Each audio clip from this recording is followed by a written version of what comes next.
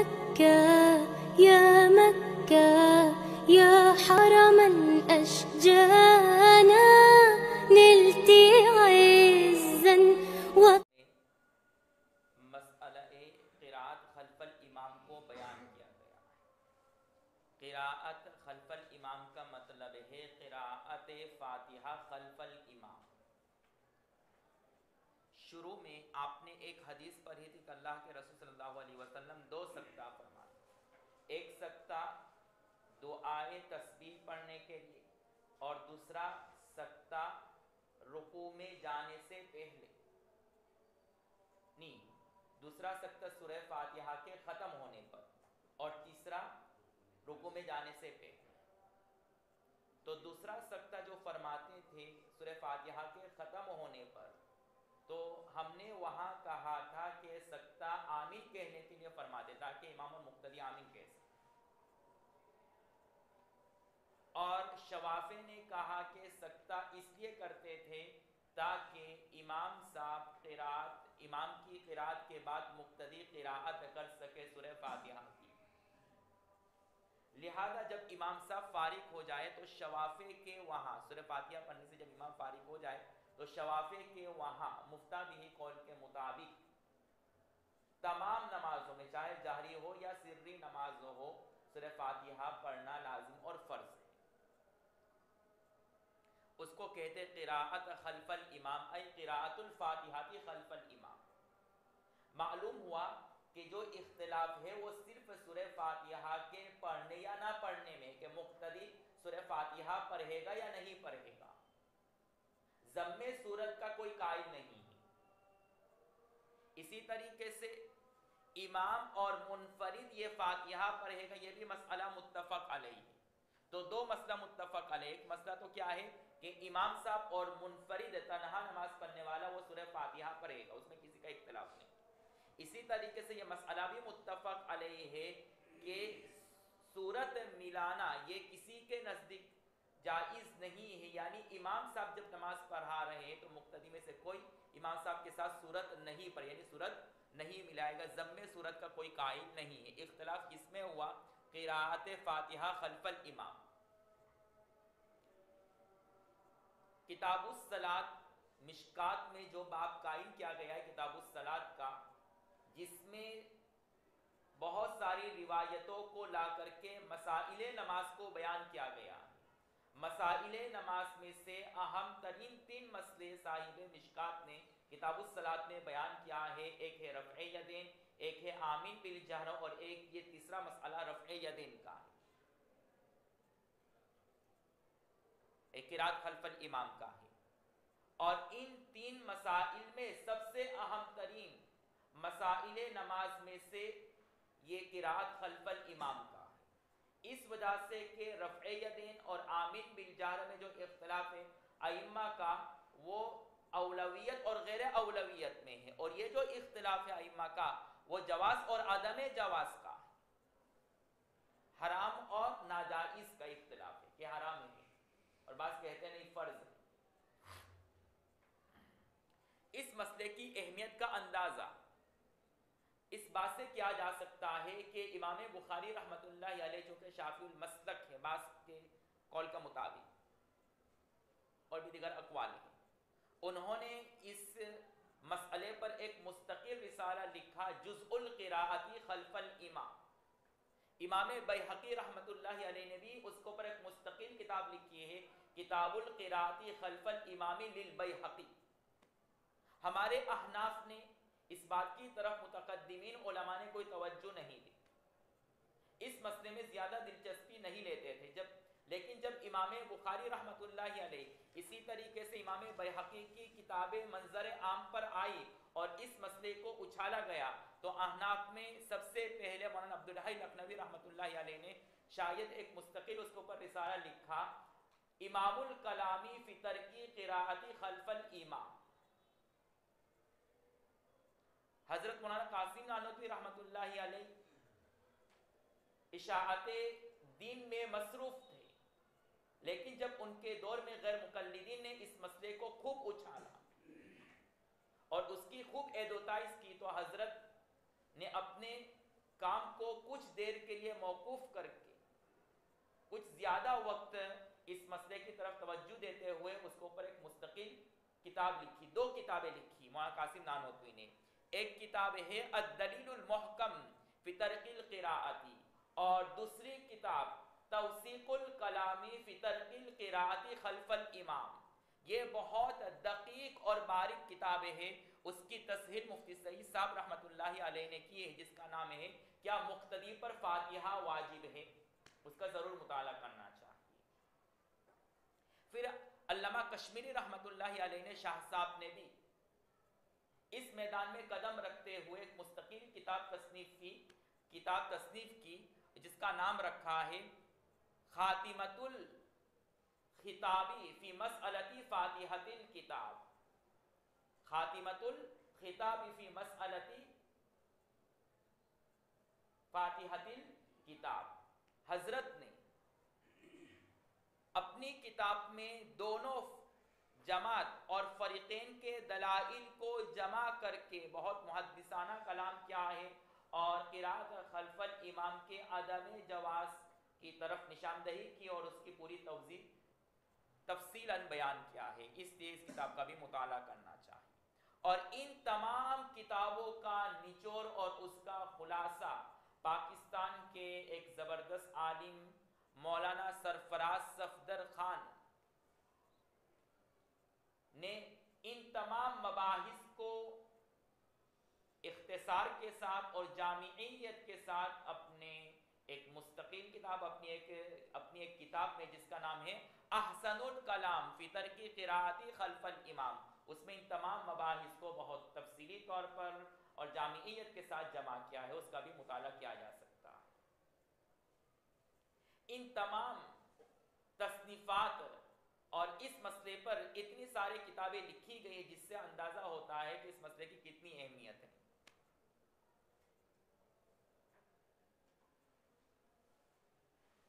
اب آتے ہیں مسئلے کی طرف، قراءت خلف الامام. قراءت خلف الامام میں احناف، مالکیہ اور حنابلہ کی ایک روایت کے مطابق جائز نہیں ہے. امام کے پیچھے مقتدی قراءت نہیں کرے گا، سورہ فاتحہ نہیں پڑھے گا. امام شافعی رحمت اللہ علیہ کا قول جدید یہ ہے کہ مقتدی تمام نمازوں میں سورہ فاتحہ پڑھے گا، چاہے جہری ہو یا سری نماز ہو. امام شافعی کا ایک قول قدیم احناف کی طرح ہے، یعنی مقتدی قراءت نہیں کرے گا، لیکن ان کے وہاں مفتہ بھی قول جدید ہے، یعنی قراءت کرے گا. اور امام شافعی کا ایک اور تیسرا قول ہے قراءت خلف الامام کے متعلق، وہ یہ ہے کہ جہری نمازوں میں قراءت کرنا منع ہے اور سری نمازوں میں قراءت کرنا فرض ہے.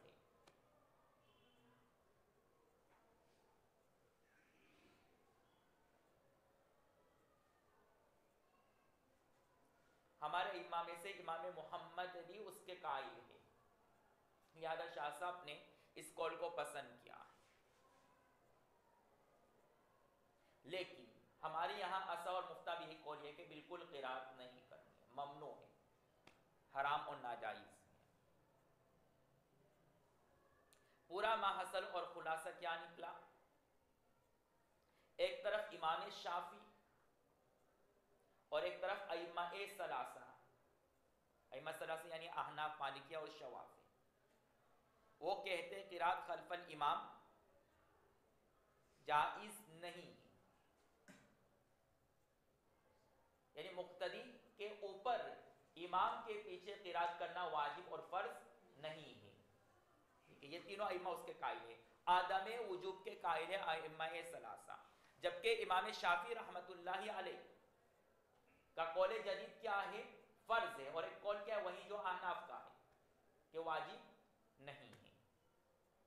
تو پورا محصل ائمہ ثلاثہ عدم وجوب کے قائل، اور امام شافعی کے وہاں دو قول جدید اور قدیم. قول جدید میں فرض اور قول قدیم میں ہے کہ فرض نہیں ہے، یعنی ہمارے طرح ہی قائل، لیکن مفتہ بھی ان کے وہاں قول جدید ہے. تو ائمہ ثلاثہ میں پھر فرق ہے ان کے مذہب میں، ان میں اختلاف ہے، لیکن اختلاف اس بات میں ہے کہ قراءت مستحب ہے یا مکروہ ہے۔ تو احناف کہتے ہیں مکروہ تحریمی اور ناجائز ہے قراءت مطلقاً مقتدی کے لیے، چاہے جہری نماز ہو یا سری نماز ہو۔ اور مالکیہ اور حنابلہ کیا کہتے ہیں؟ جہری نمازوں میں ممنوع ہے اور سری نمازوں میں سورہ فاتحہ پڑھنا مستحب ہے۔ یعنی وہی ایک تیسرا قول جو امام شافعی کا ہے کہ جہری میں ممنوع ہے اور سری میں مستحب ہے۔ تو پھر ائمہ ثلاثہ یعنی امام ابو حنیفہ، مالک و شافعی میں اختلاف اس بات میں ہوا ہے کہ قراءت خلف الامام مکروہ ہے یا مستحب ہے۔ تو امام صاحب فرماتے ہیں مطلقاً مکروہ ہے، مقتدی بالکل قراءت نہیں کرے گا۔ اور مالکیہ اور حنابلہ کیا کہتے ہیں؟ مستحب ہے، سری نماز اور جہری نمازوں میں ممنوع ہے۔ اس اختلاف کو بیان کرنے کے بعد وہاں قاسم نانوتوی رحمۃ اللہ علیہ نے قراءت خلف الامام کے اوپر جو انہوں نے کتاب تصنیف کی ہے، اس میں حضرت نے لکھا ہے کہ قراءت خلف الامام میں سارے تین امام ایک طرف اور آدھے امام ایک طرف۔ سارے تین امام کون؟ احناف، مالکیہ اور حنابلہ، اور آدھے امام شافعی۔ پھر دوسرا آدھا امام شافعی کا قول جدید کہ مطلقاً قراءت فرض ہے۔ تو سارے تین ایک طرف اور آدھے ایک طرف۔ اور امام بخاری رحمت اللہ علیہ نے اپنی کتاب میں اس کے اوپر مستقل ایک باب قائم کیا، ترجمۃ الباب قائم کیا ہے اور کہا ہے باب وجوب القراءۃ علی الامام والمأموم، کہ یہ باب امام اور مقتدی پر قراءت کے واجب ہونے کے بیان میں۔ وہاں بھی بخاری شریف میں یہ تفصیلی بحث آتی ہے کہ قراءت خلف الامام کا حکم کیا ہے۔ علامہ قسطلانی رحمت اللہ علیہ جو کہ شارح بخاری ہے، اس کا ضرور مطالعہ کرنا چاہیے۔ عربی میں ہے تھوڑا مشکل لگے گا لیکن اس کا ضرور مطالعہ کرنا، اگرچہ وہ شافعی المسلک ہے لیکن کبھی کبھی کام کی باتیں لکھ لیتے ہیں۔ تو علامہ قسطلانی رحمت اللہ علیہ نے لکھا ہے وہاں کتاب میں ایک جگہ پر ایک موقع پر کہ هذه العبارہ هذه الباب دلیل على ان الجمہور خلافا للاحناف، کہ امام بخاری رحمت اللہ علیہ کا اس ترجمۃ الباب کو قائم کرنا یہ اس بات کی علامت ہے کہ سارے علماء اور جمہور امام ابو حنیفہ اور احناف کے خلاف ہے۔ عینی ہمارے امام ہیں، ان کی بھی کتاب کا مطالعہ کرنا چاہیے۔ عینی نے ان کی خوب خبر لی اور کہا کہ جمہور ہمارے خلاف نہیں ہے، جمہور امام شافعی کے خلاف ہے، اس لیے کہ امام شافعی وجوب کے قائل ہے اور وجوب کا قائل صرف امام شافعی ہے، باقی سارے جمہور عدم وجوب کے قائل ہیں۔ تو یہ کیسے آپ نے کہہ دیا کہ احناف سارے علماء ایک طرف اور امام صاحب تنہا ہے، یعنی جمہور کے خلاف امام ابو حنیفہ چلے گئے؟ نہیں، جمہور امام صاحب کے نزدیک ہے اور امام شافعی کے مخالف ہے، اس لیے کہ یہ اختلاف وجوب اور عدم وجوب کا ہے۔ تو عدم وجوب پر ائمہ ثلاثہ قائل ہے، وہ کہتے ہیں کہ واجب نہیں ہے، صرف قائل وجوب کا کون ہے فرض کا؟ صرف امام شافعی ہے۔ تو معلوم کہ اس مسئلے میں تنہا کون ہے؟ امام شافعی رحمۃ اللہ علیہ۔ لہذا قسطلانی کا امام صاحب پر یہ تنقید کرنا صحیح نہیں۔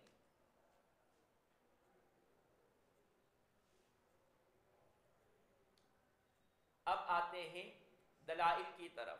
سب سے پہلے ہم اپنی دلیل پیش کرتے ہیں۔ ہماری دلیل مسلم شریف کی روایت ہے، ابو موسیٰ اشعری رضی اللہ تعالیٰ عنہ کی ہے کہ وہ فرماتے کہ اللہ کے رسول صلی اللہ علیہ وسلم نے ہمیں پوری نماز سکھائی اور پھر نماز کی تعلیم اور نماز سکھانے کے بعد فرمایا کہ جب امام قرات کرے تو تم خاموش رہو۔ یہ حدیث بالکل صریح اور واضح ہے اس بات پر کہ جب امام قرات کرے تو مقتدی کو خاموش رہنا ہے۔ ہماری دوسری دلیل مشکات شریف ہی کی 855 والی روایت، جس میں حضرت ابو ہریرہ رضی اللہ تعالیٰ عنہ فرماتے ہیں کہ اللہ کے رسول صلی اللہ علیہ وسلم نے فرمایا کہ کیا ہوگا کہ میرے ساتھ نزاع کیا جاتا ہے، یعنی جب میں قرآن پڑھتا ہوں تم بھی میرے ساتھ پڑھتے ہو، جس کی وجہ سے اشتباہ ہو جاتا ہے، میری کتاب میں 855۔ تو پھر اس وقت سے صحابہ خاموش ہو گئے تھے۔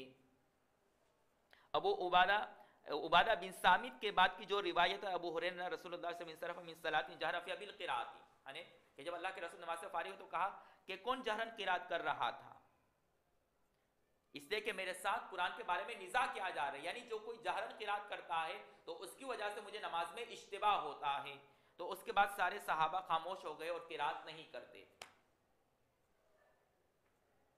دیکھیے اگرچہ مقتدی قراءت بالکل آہستہ کرے تب بھی اللہ کے رسول صلی اللہ علیہ وسلم نے منع فرما دیا تھا۔ کیوں؟ اس لیے کہ اللہ کے رسول صلی اللہ علیہ وسلم کی ذات بہت لطیف تھی، باریک چیز کو بھی محسوس کر لیتے تھے۔ جیسے بسا اوقات صحابہ ناقص وضو کر کے آ جاتے، نبی کے دل پر اس کا فوراً اثر ہوتا اور کہا کہ میرے قرات میں الجھن ہو رہی، اس لیے کہ پیچھے جو مقتدی حضرت وہ برابر وضو کر کے نہیں آئے، تو ظاہری بات ہے جب ناقص قرات چاہے کتنی بھی آہستہ کیوں نہ ہو، نبی کے دل پر اس کا اثر فوراً پڑتا ہے۔ اس لیے اللہ کے رسول نے مطلقاً منع فرما دیا تھا کہ قرات کرنے کی اجازت نہیں ہے کسی کو، اس کا اثر میرے دل پر پڑتا ہے۔ معلوم ہوا کہ مقتدی کی قرات سے امام کے دل پر الجھنیں آتی ہیں، اس کی وجہ سے وہ اجتماع میں پڑتا ہے۔ ایک اور بات معلوم ہوئی کہ جیسے مقتدی ہوں گے ویسے امام کے اوپر احوال مرتب ہوں گے۔ اگر مقتدی غلط وساوس سوچے گا تو اس کا اثر کس کے اوپر پڑے گا؟ امام پر۔ اس وجہ سے کئی مرتبہ امام سے غلطی ہو جاتی ہے جس کی وجہ سے سجدہ سہو کرنا پڑتا ہے، لیکن الزام کس کے اوپر ہوتا ہے؟ امام پر ہوتا ہے کہ امام برابر نماز نہیں پڑھاتے، سوچتے رہتے۔ امام سوچتے نہیں رہتے ہیں، آپ کی باطنی اثر کا اثر امام کے اوپر پڑا ہے۔ اسی طریقے سے اس روایت کو امام مالک، امام احمد، ابو داؤد، ترمذی اور نسائی نے نقل کیا ہے۔ اسی طریقے سے اس باب کی حدیث جو ابو ہریرہ کی ہے 5 اور 7 نمبر کی جو روایت ہے، اس میں بھی انما جعل الامام لیؤتم به فاذا کبر کبروا واذا قرأ فانصتوا، اس روایت کو امام ابو داؤد رحمت اللہ علیہ نے نقل کیا ہے۔ اسی طریقے سے نسائی اور ابن ماجہ نے ذکر کیا ہے صحیح اسناد کے ساتھ۔ ابو ہریرہ رضی اللہ تعالیٰ عنہ فرماتے ہیں کہ امام کو اس لیے متعین کیا گیا ہے تاکہ اس کی پیروی کی جائے، یعنی مقتدی پر لازم ہے کہ امام کی پیروی اور اتباع کرے، لہذا جب امام تکبیر کہو تم بھی تکبیر کہو، اور جب امام قرات کرے تو تم خاموش رہو۔ صراحتاً موجود ہے کہ جب امام قرات کرے فانصتوا، خاموش رہو۔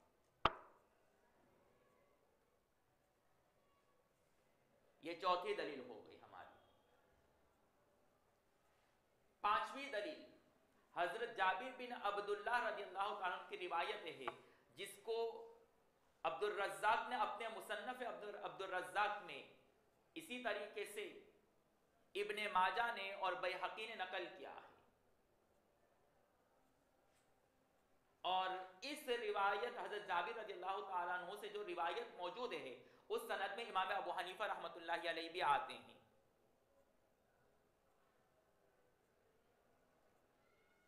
حضرت جابر بن عبداللہ رضی اللہ تعالیٰ عنہ فرماتے ہیں من کان لہ امام فقراءۃ الامام قراءۃ لہ، کہ جس شخص کا کوئی امام ہو تو امام کی قرات مقتدی کی قرات ہے۔ مطلب یہ ہے کہ مقتدی کو قرات کرنے کی ضرورت نہیں ہے، جب امام کی قرات ہی مقتدی کے لیے کافی ہے تو مقتدی کو قرات کرنے کی ضرورت کیا ہے؟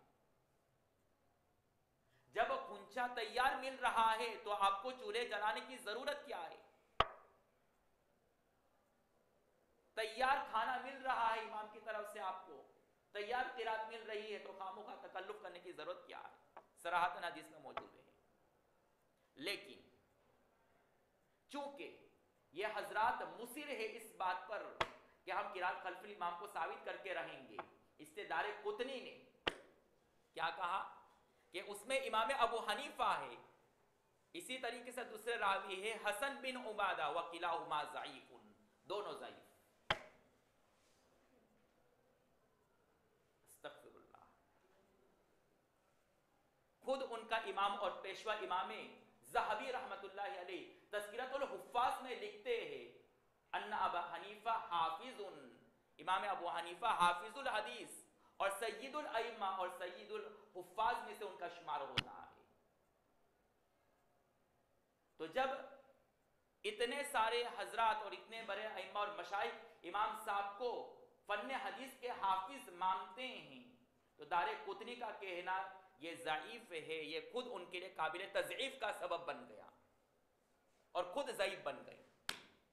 اور تعجب کی بات یہ ہے کہ جب ان کو خود اپنے کسی مسلک کو ثابت کرنا ہو تو ضعیف سے ضعیف ترین حدیث لے آتے ہیں اور اپنے مسلک کو ثابت کر دیتے ہیں، اور خود ان کی سند میں بے شمار ایسے روات ہوتے ہیں جو ضعیف ہوتے ہیں اور خود دوسرے کو اوپر کیچڑ اچھال رہے ہیں۔ کیسے جائز ہو سکتا ان کے لیے؟ ان کو زیبا نہیں دیتا۔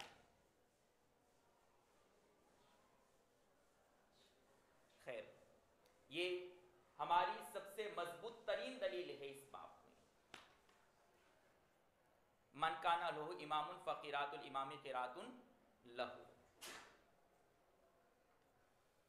اسی طریقے سے حضرت عمر رضی اللہ تعالیٰ عنہ کی روایت بھی ہمارا مستدل ہے، جس کو ابو داؤد رحمۃ اللہ علیہ نے نقل کیا ہے سنن ابو داؤد میں۔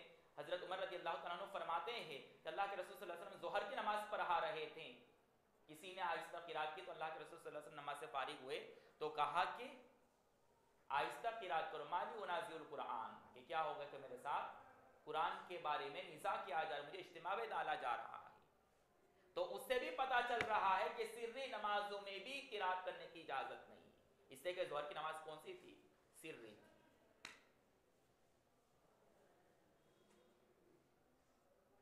یہ تو احادیث ہیں۔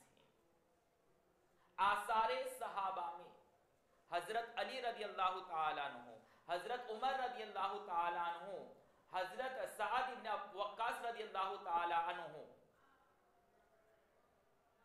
اسی طریقے سے حضرت جابر وغیرہ، حضرت عبداللہ ابن مسعود رضی اللہ تعالیٰ عنہ، اجل صحابہ اس بات کے قائل تھے کہ قرات خلف الامام نہیں ہے، مقتدی قرات نہیں کرے گا امام کے پیچھے۔ اتنے افقہ اور اجل صحابہ کے ہوتے ہوئے آپ کیسے قرات خلف الامام کے قائل ہو سکتے جبکہ وہ اس کے عدم وجوب کے قائل تھے، منع کرتے مقتدی پر قرات واجب نہیں ہے۔ تو دلائل میں احادیث، آثار صحابہ، اور اب آتے ہیں قرآن کی طرف۔ قرآن سے بھی ہماری دلیل ثابت ہے، ہمارا مسلک اور ہمارا مستدل ثابت ہے۔ آیت کریمہ اذا قرئ القرآن فاستمعوا له وانصتوا، جب قرآن کی تلاوت کی جائے فاستمعوا، تدبر سے سنو، وانصتوا، اور خاموش رہو۔ رئیس المفسرین امام مجاہد رحمت اللہ علیہ، طحاوی میں نقل کیا گیا ان کا قول کہ یہ آیت کریمہ قرات خلف الامام کے بارے میں نازل ہوئی ہے۔ مطلب یہ کہ صحابہ قرات کرتے تھے اللہ کے رسول صلی اللہ علیہ وسلم کے پیچھے، تو یہ آیت کریمہ نازل ہوئی، اور جب یہ آیت نازل ہوئی سارے صحابہ قرات نہیں کرتے تھے امام کے پیچھے، بند کر دیا۔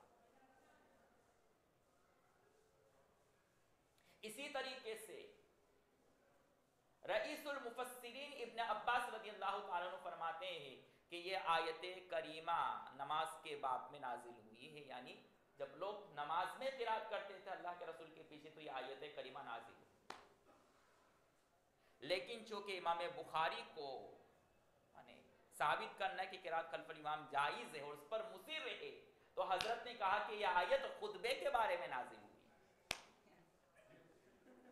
اس آیت کا شان نزول کیا ہے؟ خطبہ، یعنی جب خطبہ پڑھا جائے تو تم خاموشی سے اور غور و فکر سے سنو۔ تو ہم نے پھر دار قطنی کا حوالہ پیش کیا، دیگر کتابوں کا حوالہ پیش کیا، جس میں تمام مفسرین اس بات کے قائل ہیں کہ یہ آیت خطبے کے بارے میں نازل نہیں ہوئی ہے بلکہ نماز کے بارے میں ہی۔ اور دار قطنی نے کہا ہے کہ جس شخص نے بھی کہا ہے کہ یہ خطبے کے بارے میں آیت نازل ہے وہ غلط کہتا ہے، یہ غلط ہے۔ کیوں؟ اس لیے کہ یہ آیت مکی ہے اور مکہ میں جمعہ کی نماز فرض تھی ہی نہیں، تو خطبہ کہاں سے آئے گا اور خطبہ سننے کی بات کہاں سے آئے گی؟ مولوی صاحب، معلوم ہوا کہ یہ آیت خطبے کے بارے میں نازل نہیں ہوئی۔ لیکن پھر بھی چونکہ ان کو ثابت کرنا ہے تو اب انہوں نے دوسرا حربہ اختیار کیا اور کہا کہ یہ جہری نمازوں کے لیے ہے، یہ نمازی کے بارے میں نازل ہے، لیکن جہری نمازوں کا حکم بیان کیا جا رہا ہے کہ جب جہری قرات کر رہے امام تو تم خاموش رہو، دھیان سے سنو، اس میں سری نماز کا ذکر نہیں ہے۔ تو ہمارے پاس بھی اس کا جواب ہے، نماز کی دو قسمیں ہیں، جہری اور سری۔ آیت کا جزء اول اذا قرئ القرآن فاستمعوا یہ جہری نماز کے ساتھ ہے، اور آیت کا جزء ثانی فانصتوا یہ سری نماز کے ساتھ ہے۔ اب آیت کا مطلب کیا ہوگا کہ جب جہری قرات امام کر رہا ہے فاستمعوا تدبر اور غور و فکر کے ساتھ سنو، اور جب سری نماز پڑھی جائے فانصتوا تم خاموش رہو۔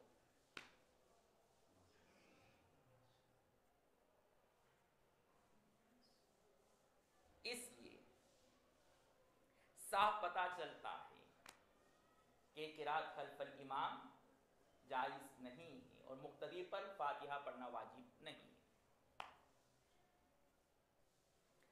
اب آتے ہیں ان کے مستدلات کی طرف۔ ان کا مستدل باب کی سب سے پہلی روایت ان عبادہ ابن صامت، یہ بھی ان کا ایک مستدل ہے، آہستہ سے بتاتے رہیں گے۔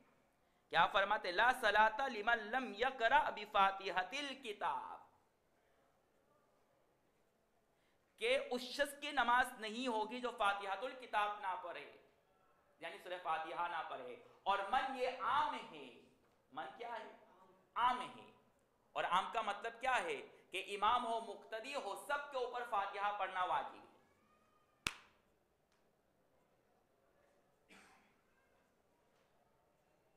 سمجھ میں آ رہا ہے؟ جی، ہم نے کہا یہ عام نہیں ہے، یہ خاص ہے، یہ خاص ہے منفرد اور امام کے لیے، کہ منفرد اور امام نہ پڑھے تو ان کی نماز نہیں ہوگی۔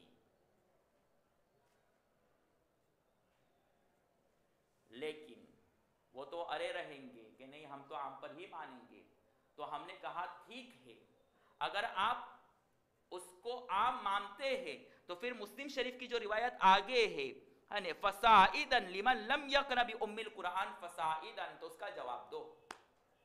ٹھیک ہے، کیا ہے مسلم کی روایت کہ جو فاتحہ اور اس سے زیادہ نہ پڑھے تو اس کی نماز نہیں ہوگی، تو آپ فاتحہ کہتے ہیں فاتحہ پڑھنا واجب ہے، اور فَصَاعِدًا سے مراد ضم صورت، اس کے قائل نہیں تو اس کے بھی قائل ہو جاؤ۔ تو پھر وہاں کیا کہتے ہیں؟ فَصَاعِدًا کی تخصیص ہے، یعنی امام اور منفرد سورہ فاتحہ کے ساتھ ساتھ ضم صورت بھی کرے گا۔ تو ہم ان کو کہتے ہیں جب آپ حدیث کے آخری لفظ فصاعدن میں تخصیص کر رہے ہیں تو ہم حدیث کے پہلے جز میں تخصیص کر رہے ہیں، اور ہم یہ کہیں گے کہ امام حقیقتاً قرات کرے گا اور مقتدی پر تحقیقی قرات ہے، بس ختم کہانی، ہماری یہ تخصیص ہو گئی۔ جب آپ کے لیے اجازت تخصیص کرنے کی تو ہم کیوں نہیں کر سکتے؟ ٹھیک ہے، پھر ان کا نہیں اب ہم تخصیص نہیں کرتے ہیں، کہا کہ فصاعدن ایسے ہی کہہ دیا گیا ہے، مطلب یہ کہ ضروری نہیں ہے، حدیث میں کبھی کبھار فصاعدن زائد کا لفظ ایسے ہی آ جاتا ہے، تو آپ کہتے ہیں فصاعدن یعنی زائد پڑھنا ضروری نہیں، تو ہم کہتے ہیں فاتحہ پڑھنا بھی ضروری نہیں۔ جب زائد مزید نہیں تو ناقص یعنی اس سے کم بھی مزید نہیں۔ صحیح سمجھ میں آ رہی بات؟ جی، دوسری بات، لا صلاۃ میں کون سی لا ہے اس کی تفصیل آ چکی ہے، ٹھیک ہے، اس لیے مزید اس پر کلام کرنے کی ضرورت نہیں ہے۔ تو یہ ان کا مستدل ہو گیا، اور ہم نے اس کا جواب دے دیا کہ یہ حدیث کس کے لیے ہے؟ امام اور منفرد کے لیے، اور ہم نے اس کو ایسے ہی تخصیص نہیں کر دیا بلکہ مسلم کی بعض روایتوں سے بعض سند سے طرق سے صراحتاً وہاں راوی نے ذکر کیا ہے کہ یہ منفرد کے لیے حکم ہے کہ منفرد اگر فاتحہ نہیں پڑھتے تو اس کی نماز نہیں ہوگی۔ مسلم شریف کی روایت میں سندن متعدد سند سے امام اور منفرد کی تخصیص کی گئی ہے، اور اگر آپ اس تخصیص کو نہیں مانتے تو فصاعدن کا جواب دو، لیکن فصاعدن کا لفظ ان کے لیے ایسا درد سر بن گیا ہے کہ ہزاروں تعویل کی، لیکن وہ تعویل ان کے لیے تشفی بخش نہیں ہو سکی، نہیں بچ سکے، ہم نے ان کے ہر تعویل کا طور پیش کر دیا۔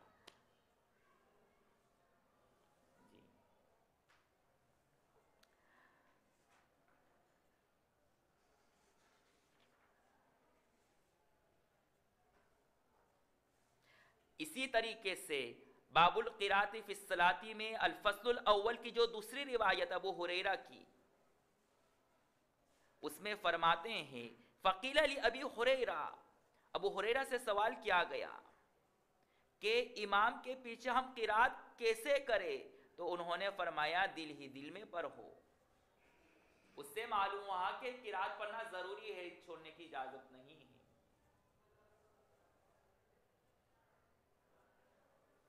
تو ہم کہتے ہیں اقرا بہا فی نفسک، اقرا کا ایک حقیقی معنی ہے تلفظ بالقرآن، اور اس کا مجازی معنی ہے تدبر اور تفکر، اور نفسن کا بھی ایک حقیقی معنی اور ایک مجازی معنی۔ حقیقی معنی ہے نفسن کا دل، اور اس کا مجازی معنی ہے انفراد یعنی تنہا۔ اگر دونوں کا حقیقی معنی مراد لیا جاوے، یعنی اقرا سے تلفظ بالقرآن اور نفسن سے دل، تو حدیث کا ترجمہ کیا ہوگا؟ دل ہی دل میں تلفظ بالقرآن کرو، تو یہ تو بیکار معنی، اس کا کوئی مطلب نہیں نکلتا ہے، اس لیے یہ معنی مراد لینا صحیح نہیں ہوگا۔ اور اگر دونوں کا مجازی معنی مراد کیا جاوے، یعنی اقرا سے کیا مراد لے؟ تدبر، اور نفسن کے معنی تنہائی، یعنی تنہائی میں تدبر کرو، تو اس کا بھی کوئی مطلب نہیں نکلتا۔ اس مطلب کو لینے کی یہاں پر کوئی ضرورت پیش آتی نہیں ہے، اس کی کوئی ضرورت محسوس نہیں ہو رہی۔ اب رہا ایک مطلب، اور دو مطلب رہ گئے۔ اقرا سے حقیقی معنی مراد لو اور نفسن سے مجازی معنی مراد لو، تو اب ترجمہ کیا ہوگا؟ حقیقی معنی ہے تو تلفظ بالقرآن کرو فی نفسی کا ای فی الانفرادی، تنہائی میں، یعنی قرآن کو زبانی طور پر پڑھو، یعنی جہرن قرات کرو فی نفس ای فی الانفراد، تنہائی میں۔ تو اب یہ حدیث ہمارے موافق ہو گئی۔ اور اگر اس کا برعکس کیا جاوے، یعنی اقرا سے کیا مراد لیا جاوے؟ مجازی معنی تدبر اور تفکر، اور فی نفسی کا سے حقیقی معنی مراد لیا جاوے، تو بھی ہمارے موافق ہوگا۔ اب ترجمہ کیا ہوگا؟ حدیث کا مطلب کیا ہوگا؟ کہ تدبر اور غور و فکر سے قرآن پڑھو، یعنی تدبر کرو قرآن میں، فی نفسی کا دل ہی دل میں، یعنی جب امام قرات کر رہا ہے اس وقت حضرت ابو ہریرہ فرماتے ہیں کہ تمہارا کام کیا ہے کہ دل ہی دل میں غور و فکر کرو، تدبر کرو، یہ بھی ہمارے موافق ہے۔ ٹھیک ہے جی۔ اگر آپ یہ تعویل نہیں کریں گے تو پھر آپ کو اس بات کا قائل ہونا پڑے گا کہ دل ہی دل میں پڑھنا ہے، زبانی طور پر نہیں پڑھنا۔ صراحتاً کہا ہے کہ جہرن پڑھنا ہے، دل ہی دل میں پڑھو، پھر زبانی کیوں پڑھ رہے ہیں آپ؟ آتے ہیں آگے، یہ ان کا دوسرا مستدل۔ تیسرا مستدل ان کا عبادہ بن صامت کی روایت، وہ کیا فرماتے ہیں کہ اللہ کے رسول صلی اللہ علیہ وسلم نے فرمایا کہ میرے ساتھ قرات مت کرو، لیکن میرے پیچھے صرف سورہ فاتحہ پڑھ سکتے ہو۔ اور یہ بات بالکل واضح ہے کہ متقدم الایمان حضرت ابو ہریرہ ہے، اور حضرت عبادہ بن ثابت یہ بعد میں ایمان لائے۔ حضرت ابو ہریرہ کا واقعہ پہلے پیش آیا ہے، اور پھر بعد میں کس کا واقعہ پیش آیا؟ معاف کیجیے گا، نہیں، یہ دو واقعہ ہے، حضرت ابو ہریرہ کا بھی اور حضرت عبادہ بن صامت کا بھی۔ حضرت ابو ہریرہ کے واقعے سے تو کیا پتا چل رہا ہے کہ خاموش ہونے کا حکم دیا، اور ان کے واقعے سے کیا پتا چل رہا ہے؟ پڑھنے کا۔ تو اب یہ نسخ ہوگا کہ نہیں؟ ایک واقعہ دوسرے کے لیے نسخ ہو جائے گا۔ اور جب اجل صحابہ موجود ہو اور وہ صراحتاً کہتے ہو قرات خلف الامام نہیں ہے، تو اس سے صاف پتا چلتا ہے کہ ابو ہریرہ کا واقعہ ناسخ اور عبادہ بن ثابت کا واقعہ کیا ہے؟ منسوخ ہے۔ اب جب منسوخ ہی ہے تو آپ منسوخ سے کیسے استدلال کر سکتے ہیں؟